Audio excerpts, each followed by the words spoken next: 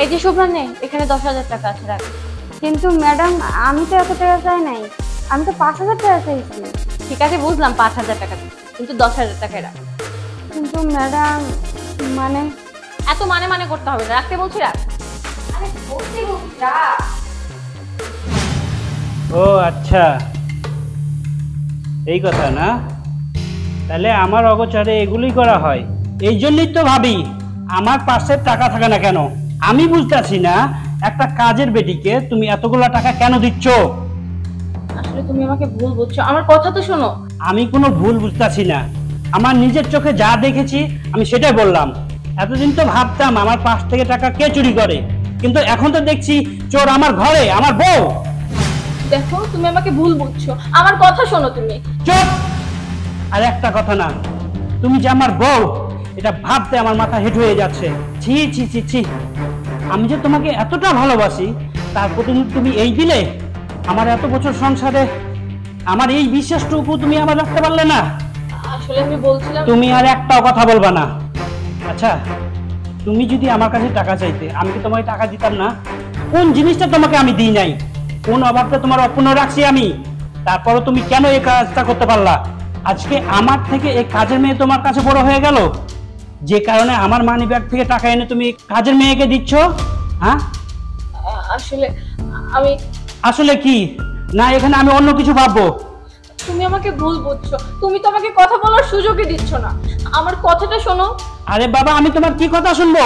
আমার নিজের চোখে যা দেখলাম এটা তো আমি বিশ্বাস করতে পারছি না। না তোমার কাজের মেয়ের সাথে অন্য কিছু চলছে? আরে না, তুমি কি বলছো এসব? এমন কিছুই না, তুমি আমার কথাটা শেষ করতে দাও। আর তুই, তোকে আমি অনেক বিশ্বাস করতাম, নিজের পরিবারের মতো মনে করতাম, আর সেই তুই বিশ্বাসের মর্যাদাটা এভাবে ভেঙে ফেললি। আমি তোর কাছ থেকে এটা আশা করি নাই। আরে আমার কথাটা তো শোনো তুমি। কি শুনবো তোমার কথা? দুজন মিলে আমার টাকা সরাচ্ছ। থামো, অনেক হয়েছে, অনেক বলেছো তুমি। তুমি কি বলছো? আমি তোমার পাশ থেকে টাকা চুরি করে ওকে টাকা দিয়েছি। কেন তুমি এই কথা বললা? তুমি কি একবার ড্রয়ার খুলে দেখেছো তোমার টাকা ড্রয়ারে আছে কিনা?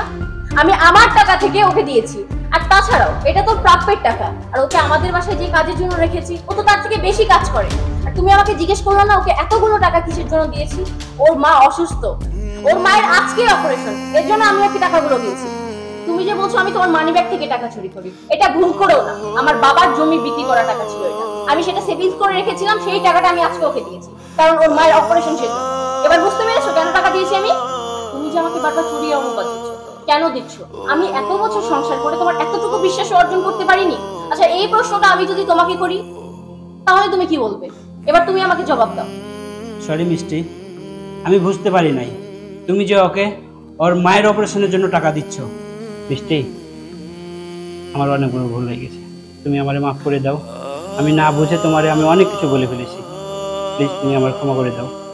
আর শুভ্রা, তোকে না জেনে আমি অনেক কথা বলে ফেলেছি, তুই আমার উপর কোনো রাগ রাখিস না। না না স্যার, আপনি তো নিজের ভুলটা বুঝতে পারছেন, এটাই অনেক, ক্ষমা চাইতে হবে না। আর শুন, আর যদি টাকা লাগে তুই টাকা নিয়ে যাস, ঠিক আছে? তবু তোর মায়ের অপারেশনটা হোক, এটা আমি চাই। আর শুভ্রা, তারপরে তোর মায়ের কাছে টাকা নিয়ে যাও। আচ্ছা মিষ্টি, আসো, আমি বাইরে থেকে আসছি তো অনেক ক্লান্ত, আমার এক কাপ চা বানিয়ে দিয়ে যাও।